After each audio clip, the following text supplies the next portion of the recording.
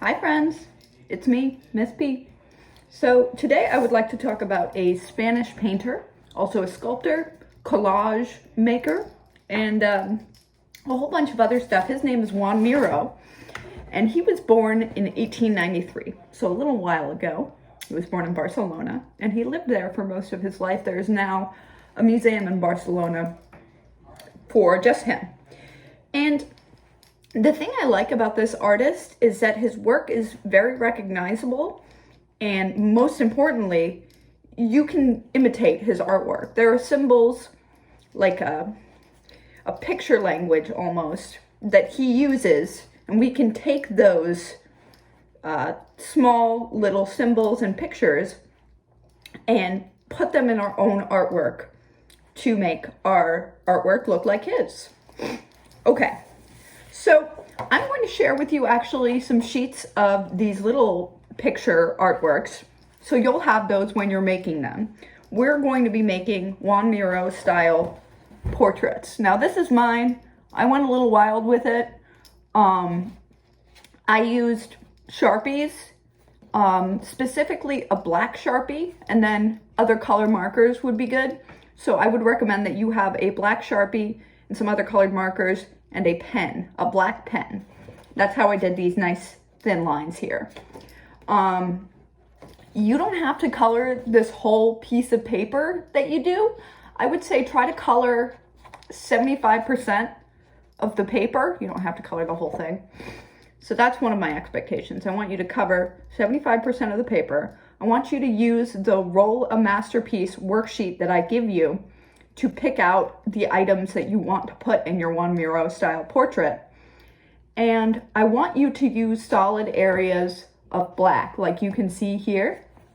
This is very important to making it look like a Joan Miro portrait, because there are large areas in his paintings where shapes cross over, and inside those is black, just black coloring. Right here, right here. You can see it in these little dots here. Those parts are very important. Trust me. All right, let's get started. All right, guys, here we go. So I've got some resources that I'm pulling out here, and I have a black pen that I'm using. Any black pen will work. I know that some of you might have this at home. If you don't, I would just use a black Sharpie or a thin tip Sharpie if you have that. I'm going to start by doing like a organic shape, a shape from nature. That's not any specific shape. And I'm pulling these from the Roll a Masterpiece sheets that I have that I'm going to attach to this lesson. So there are a lot of circles in here, and really there are some hard edges, as you can see on the other side. I have some triangles colored in, but there's not a lot.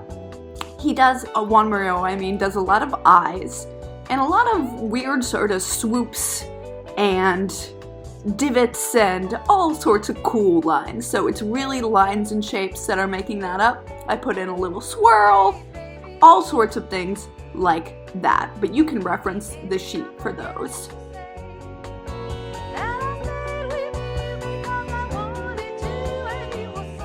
The stars are very important. I feel like the stars are kind of crucial to this part. I would put some stars in the background if I were you. I also really like this look. I like when you have the opportunity to make areas of solid black, because I've really found that is really what makes it look like Joan Miro. Even though these patterns look like Joan Miro, it's true. It'll look even more like his artwork if there are areas of solid black. Like I'm going to color in all of those little circles that I make black. All right.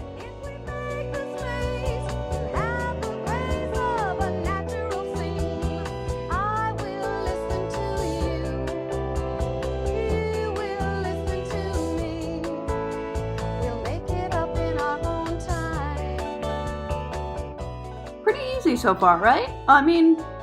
If you look at those pictograms and you put them in there, even if the lines aren't perfect, really do not worry, because I think it'll look good. You put some of those pictures in. If you're not totally satisfied with that's okay. Don't worry about it.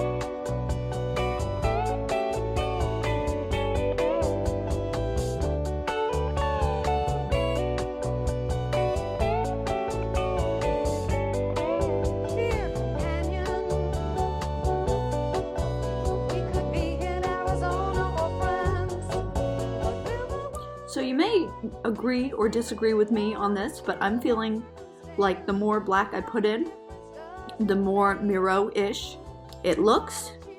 And that's why I think it's important to have a black Sharpie at home. I just feel like they're very useful. You guys also should have those whiteboard markers. That would work too in a pinch if you don't have a black Sharpie. It's all about using the resources available to you.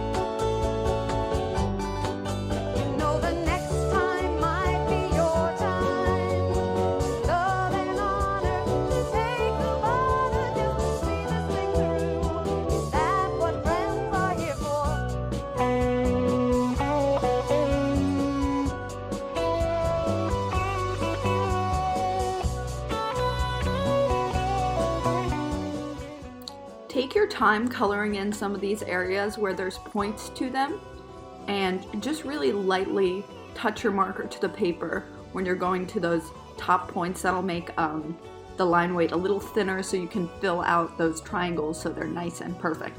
Or you could fill in those tiny edges with a pen, the sharp edges, I mean.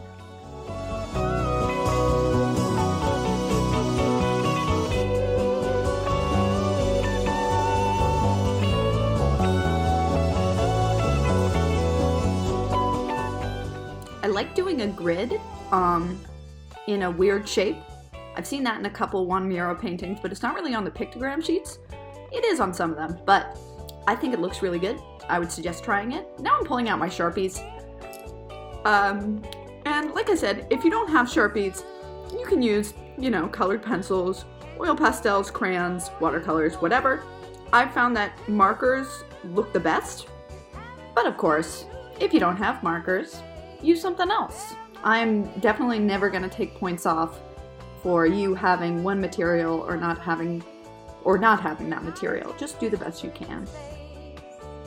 I want to keep this video from getting too long, so I think in the time that I'm going to be coloring things in, I just want you to note that I'm trying to do it nice and neat. I'm taking my time and just making sure the colors look nice. So here we go.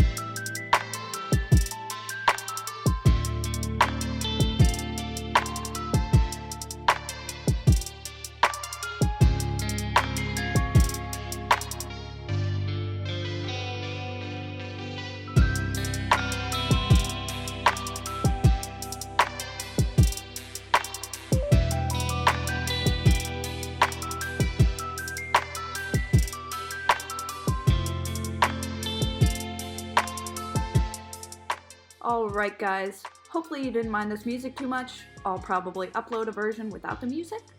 But thanks for watching towards the end. I just wanted to remind you that you don't have to color the whole thing, but if you want to, that's great. Bye!